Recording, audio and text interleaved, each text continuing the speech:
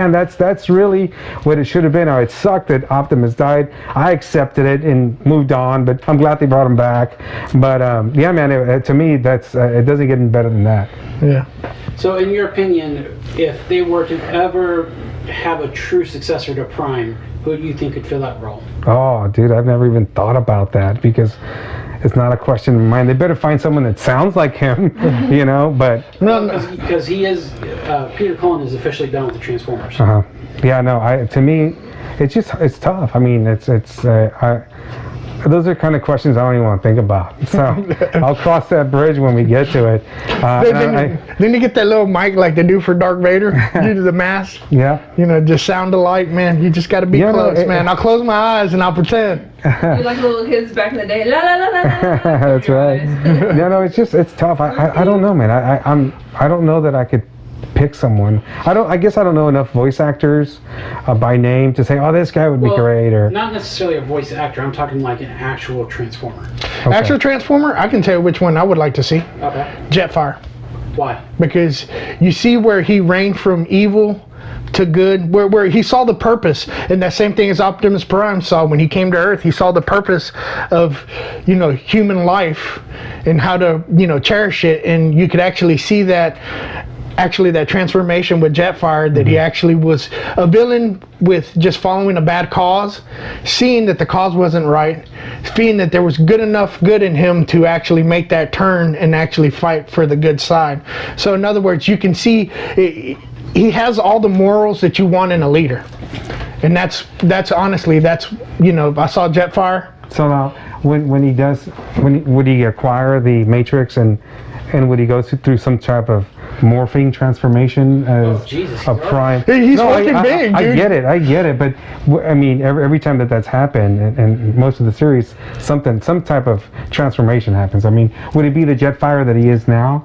And I honestly think he wouldn't go through the metamorphosis, but I think he would still gain all the knowledge and the. He'd wear it like a necklace, man. He'd just put it on he'd just be like, ding. He could put it in his cockpit and it's like, see, I got the blingus. Yeah. No, literally, it's like, don't make me have to use this, but I don't need these because I got these hands. Yeah. Get these hands. Yeah. No, and to my point earlier with the voice actors, to me, I understand what you're saying, the question, which character, but for me, the character, it's hard to get away from the voice, who that character was, because for me, Optimus Prime, his voice really gravitates, it's got the big gravitas of like powerful and almighty and, just at the same time, very gentle and humble, and that's kind of hard to get, Yeah, my deal is like, the reason I wouldn't care for Ultra Magnus, because Ultra Magnus reminds me of like me at work when nobody wants to volunteer to be the leader. That's what I feel like to me, that's what Ultra Magnus was like, well, I guess I'll be it, here, toss it over. Oh, it fits. Okay, let's move on. We got to get things done, and it's like but Ultra Magnus didn't get the metamorphosis. Yeah. So he was just Ultra Magnus. So I guess Jetfire would just be Jetfire. Well, he wasn't really chosen. Correct. That's true.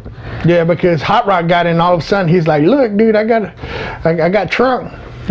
For real, he turned from a car to like a full size, like an RV, like a hot rod RV. It's like, have you seen that Camaro with like the old hillbilly thing on the back, and it's like somebody cut two pieces and put it together. That's literally, if that was like the human life of the. It's like a futuristic Winnebago. Or something. Yeah, literally. He's like, it got flames. It's fast. He's like, is that a family vehicle, Sid? Yeah, no, it's not a family vehicle. It's got flames. That's right. That's right. Fast. So, one of the things that I've learned over the years is I was the parts guy when you went to BotCon. Alicon 5 was my tag, and I was known for opening boxes and selling the box, selling the styrofoam, selling individual to different collectors, because not everybody could afford the big thing, but they could afford, like the styrofoam because they needed it for their collection or whatever. And even today, you know, when we do open our shop, it's going to cater to something similar. You know, when people come over to the Retro Exchange, you know, let's just say you want a Megatron. Okay, well, what grade do you want a Megatron? How complete do you want? Do you want them loose, in box? As long as, you know, quantities out there that we can still acquire and our stock is available, that's how we're going to proceed. I mean, you come over, we have an extensive He-Man collection. I mean, we you know, like, for give you an example, we got 2 or 3 completed Scareglows and like 4 that are loose, and so you come in and say, hey, I want a Scareglow. Okay, well, how complete do you want them? What do you need? Do you need the staff? Do you need the cape? Or, you know, so you can piece together a character to your budget. And kind of like some of the chromeware on some of these missiles, sometimes it's terrible chromeware, and some fans would buy those because they were real cheap, versus, you know, a $3 chromeware missile for Grimlock versus a $5 one that had all the chrome on it. They would buy them and you know, kit bash them, or each his own. Like, yeah, so and like I said, it's just you got to see. You can't just acquire. You can't just base your sales to a certain type of seller or a certain type of buyer. You have to be able to be flexible and for everybody, because sometimes, be like me, for example, when I would purchase stuff that was so-called complete, and, you know, George would be like, hey, well, you're missing this and this, I would acquire those pieces. So with him, I would able to actually complete my figure how it should be. And you just being able to have a location where you can actually instead of having to sell everything and start all over, you can actually start where you're at. Mm-hmm. And just continue to build them, and that's. And most of the time, it was like, "Hey, Roy, I've got, you know, let's just keep using, you know, Dinobot soup, or I mean, Grimlock missiles, and they're pretty worn. I would take them because I knew I could sell them at BotCon.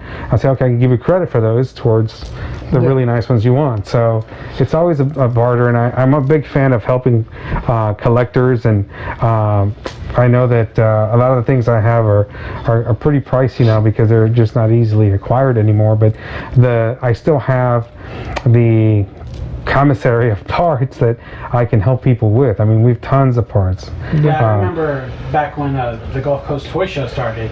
I mean, you used to have, my God, boxes and boxes of like G1 parts and bots and everything else. And everything's in alphabetical order. Yeah. Everything I have organized. It's very organized. Yeah. Yes, everything. Even like we started doing like I said, He-Man earlier, everything is in alphabetical order. So you go there, you want a He-Man, pull the He-Man tray out, and you can see all the 20 or 30 He-Mans that we've got. The weapons are right in front of them in another bin. You can sift through them, and, you know, do you want a He-Man that's everything from Mexico, Malaysia, Hong Kong, and we can look at all the parts, and within those you choose whichever one you want. And so we're doing that, we did that with Transformers, you know, Thundercats, Ninja Turtles, G.I. Joe, and Dino Riders. I mean, you name it. I mean, I'm opening boxes, and everything from the Muppets. I went into a box the other day and it had the Muppets castle with all the characters from the 80s, which is pretty cool, you know, pretty retro. And but I'm running into just unique, crazy stuff like that. Dukes of Hazzard, you know. I didn't even know they made a Bill and Ted action figures, and I have the whole series of those too. I still won't admit it. You can show them to me like, see that. But going to the Transformer stuff you see out here, what he has, he had a Mexico Optimus Prime, you know. Yo quiero Optimus Prime. Yeah, yo quiero. No, but he only brought his English. Now you're gonna go, and if you see closely, you're gonna see one looks different than the others. That is a Japan.